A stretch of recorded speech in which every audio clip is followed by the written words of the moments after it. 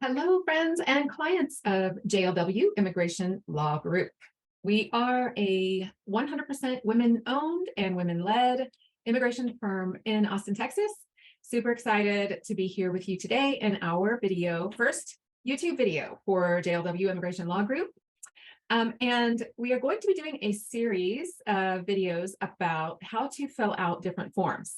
We have stepped in on a lot of cases over the years where people started doing their own forms and made some pretty egregious errors, and then it can cost a lot of time and stress and money later on down the road trying to get these things fixed. So today we're going to be talking about Form I-130, and I-130 is the form that is most important for anyone starting a family-based immigration case. If you are a U.S. citizen or a lawful permanent resident, you may be filing a Form I-130 on behalf of a spouse or a child, or if you are a U.S. citizen, you may also be filing on behalf of a brother or sister. So it's really important to know how to do it correctly, and that's what we're going to be talking about today. I'm going to be giving you our top 10 tips for filling out the Form I-130 correctly and getting it filed correctly. So let's jump right in. Oh, you know what? Before we jump right in, I want you to hit subscribe to our YouTube channel. We are a new firm. It's a new year. We're the same great lawyers in a different kind of configuration. We are no longer Walker Gates Villa. Now we're JLW Immigration Law Group, but going to be providing the same great information. So please do subscribe to our YouTube channel, and then let's get started. Okay, top 10 tips for Form I-130. Number one, the first tip is understanding the terms petitioner and beneficiary. We see people get these mixed up sometimes, and so it's understandable. The language is confusing. However, it's really, really important to understand what's what so that you put the correct information in the correct part of the form, and so that you understand really clearly whether you are allowed to file a petition for this type of beneficiary. Okay, so a petitioner is the person who is filing the petition. It is the petitioner is the person that has citizenship or residency already. They are the person that signs the petition. This is their form. The beneficiary is the person that receives the benefit of having the petition filed.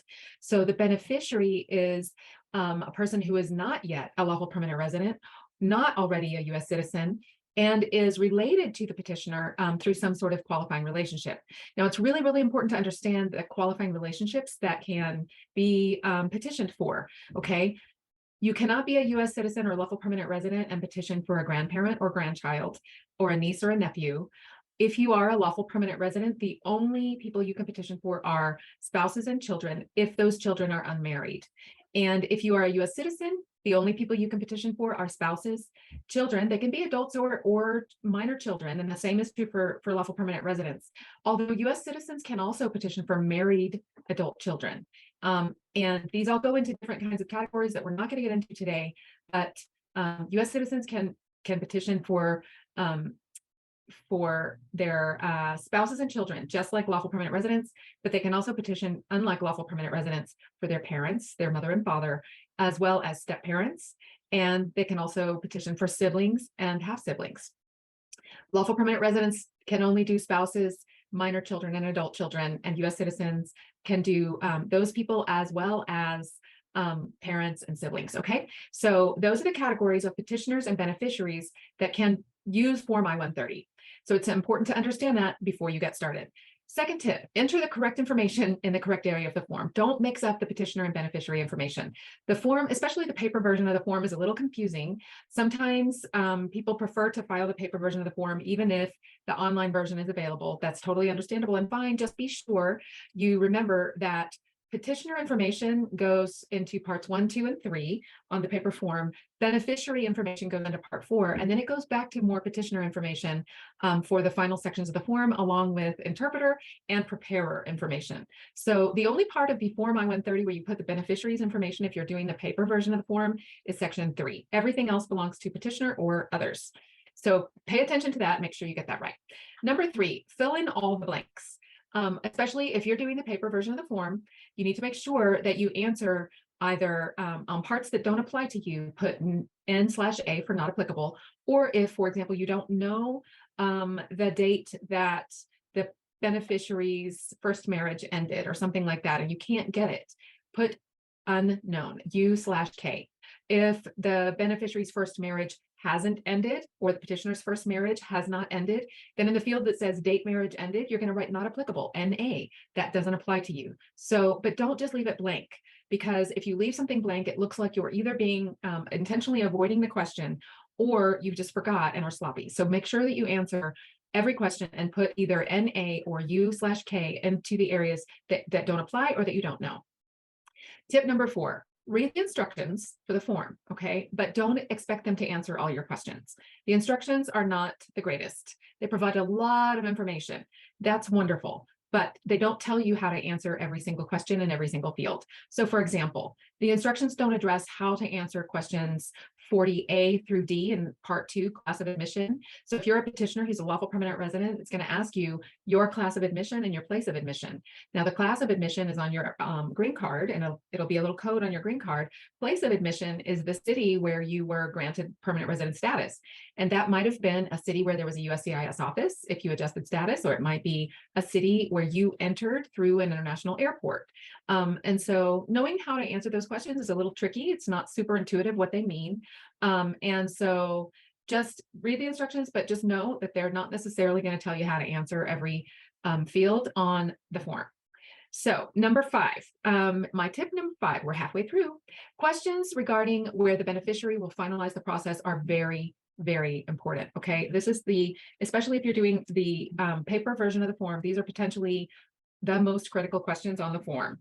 They are questions number 61 and 62, and they ask if the beneficiary will be adjusting status in the United States or if they will be applying at a consulate outside the United States. It is critically important to know how to answer those questions correctly, and also to fill in not applicable in the fields for the questions that don't apply.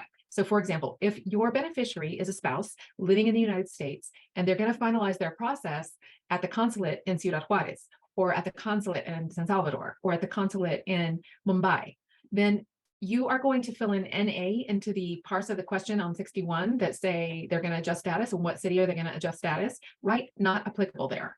Don't leave it blank. That one especially is really important not to leave blank. And then write the name of the city where the consulate is in part 62, in question 62.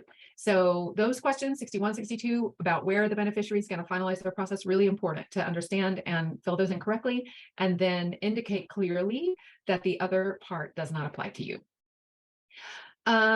In my top 10 list, we are moving on to number 6, which is file copies of supporting documents, never originals. Really important. USCIS never wants you to send original birth certificates. Certainly do not send a passport. You do need to send original passport photos if you're filing passport photos with your spouse, but you do not need to send originals of any other documents, just copies. Number 7, check the filing fees. Before you file, check the filing fees. USCIS has proposed a filing fee increase. They do this every few years, and sometimes they update the form when that happens. Sometimes they don't. It's important to know that you're filing with the correct fees, or your case will be rejected and sent back to you, or maybe they'll just sit on it and not do anything with it. And that can cause a lot of delays and complications. So make sure that you check the filing fees on uscis.gov/I-130. Number 8 tip is confirm the filing address. Another really important tip. If you send your petition through the mail to the wrong address, it will delay the case. It will potentially get rejected. It will potentially just not get received in at all. It can create a lot of headaches. So please make sure that you do confirm that you're sending that I-130 to the correct address. Number 9 is keep a copy of the filing. Do not send a packet or anything ever to USCIS without making copies of everything and saving them in a safe place. That includes the payment. It includes the passport pictures. It includes all the supporting documents. Make sure that you keep a copy of everything you send to them.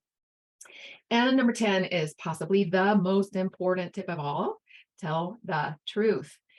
I can't tell you how many times I've seen someone's I-130 where it was filed on behalf of someone who was in the United States who had entered without permission, and it instead listed their address as being in Mexico, as though they had never entered the United States. Or maybe they did not indicate anything in the area where it asks about manner of entry. It is okay on the I-130 when you're filling out an I-130 for a family member, to disclose that person entered the United States unlawfully. It is okay if you disclose that that person has worked unlawfully. While those are grounds of inadmissibility, it is better to disclose and deal with them and get the waivers that you need or contend with the consequences than to have a petitioner who is already a U.S. citizen or lawful permanent resident submitting fraudulent information to the U.S. government. Do not lie on the I-130 or on any form that you submit to USCIS. Most important tip of all.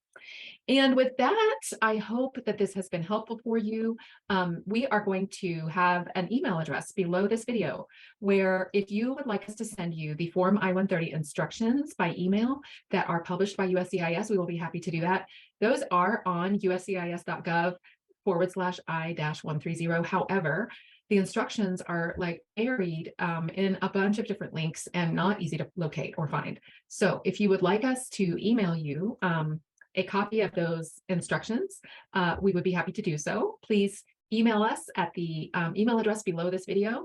It is info @jlw.law, but it's right below, notated below the video. Subscribe to our channel. Take good care. Let us know if we can help. Reach out, leave comments. I do respond to the comments as quickly as I can, not always as quick as I would like, but if you would like a response, I will respond to your comments and questions. So please feel free to leave them below the video.